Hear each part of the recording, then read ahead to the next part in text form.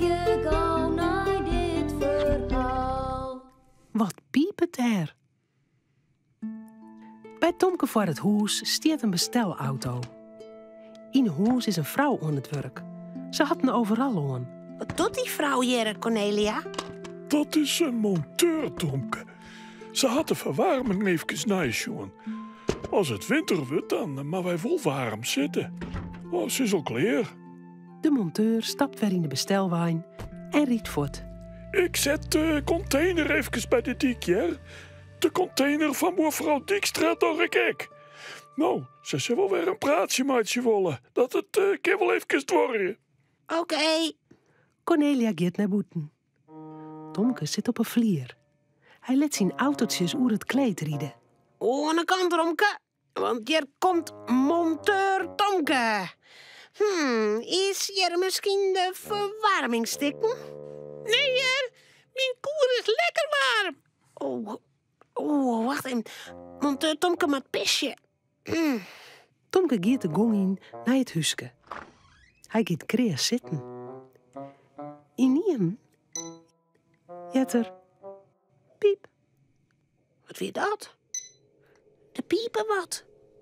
Hij blijft stil op het huske zitten. Hark, daar is het weer. Piep. Hastig loekte de broek omheeg en draaft naar Romke. Romke, ik er. Piep, piep. Piep, piep. Weer dan? Ja, dat weet ik net. Ik dacht van in de gong. Kom maar, dan kist het zelfs jaren. Ze rennen de gong in en wacht je heel stil. Maar ze jaren nou geen piep, piep.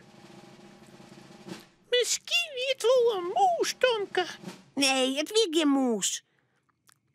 Ik wil weten wat dat gepiep weer.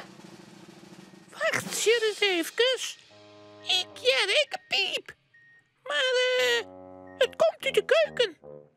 Ja, erin. Romke en Tomke gaan op onderzoek uit. In de keuken blijven ze staan. Piep, piep, gaat het. Oh, dat is de afwasmachine. Die is klaar en dan piept het er. Mispeun ons, Romke. Dat is net het gepiep dat ik jet ha. Sst. Ik ken lekker piep. Die komt uit naar het hok. Zitten daar soms moezen? Weet ik net. Ja, het komt uit het washok. Oh, de wasmachine piepen dat er klaar is. Maar dat lood had Tomke ook net jet. Nee. Waar hast u dat lood voor het eerst jet, Tomke?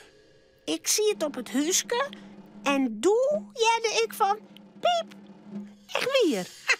Du hast vast een skateje litten, Tomke. Nou, dan net zo nu weer, Romke. Kom, we moeten weer de gong in, naar het huske. In de gong bleven ze heel stil staan. Ze harkje en dan... Ik ken het. Ja, ik. Het is er echt. Maar waar komt dat nou bij? Ja, ik ken het nog een keer. Piep, Tomke, sjoch. Er zit een rond dingetje in het plafond. Tomke en Romke wacht je. Zo nou en dan piepet het ding. Ja. De deur van de gong gaat verder open. Poeh, wat kan die vrouw Dijkstra praten? Man. Hè? Maar wat doe je hem hier in de gong? Er zit hier een piepding in de gong, Cornelia. Hark je maar. Ja, en dat haar speurder Tomke en Romke ontdekt. Vies dus dit knap. Nou, geweldig dingen, hè, speurnozen. Ik weet het al. De batterij in de reekmelder is leeg. Reekmelder? Wat is dat? Nou, als er bron in een huis is, maakt het de reekmelder lawaai. En dan kunnen wij gauw naar boeten ta. En ik bel je zelfs de bronwacht. Maar dan moet de batterij net leeg wezen.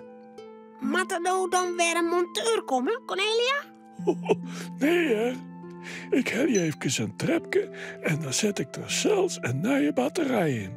En Jim binnen mijn helpjes. Nee, die monteurs. Ja. Oh ja, mijn monteurs. Romke, Cornelia en Tomke zullen eten. Het verhaaltje is nou uit. Maar voordat ze aan tafel gaan, jouwen ze daar nog gauw een tuut.